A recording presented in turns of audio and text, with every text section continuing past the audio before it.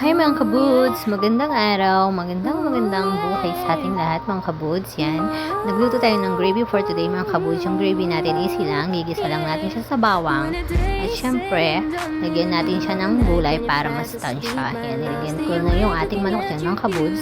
Syempre, naglagay ako ng tumaji. And minix ko siya, tapos pinahina ko ng konti yung ating kalan. At naglagay ako ng salt and turmeric and curry powder and pepper. Kung nakikita nyo, yan, minekos-mekos na natin siya mga kabuds. Kailangan nating magmadali. Hindi lang. At saka nilagay ko siya ng tomato.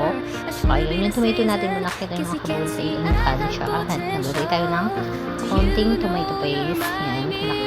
Then, minekos-mekos na natin siya mga kabuds. Pagkatapos, pinalakas ako ng konti yung ating apoy. Nilagay ko yung kuzi, tsaka yung potato natin, tsaka yung carrots. Minekos ko siya. Nilagay ko siya ng konting tubig.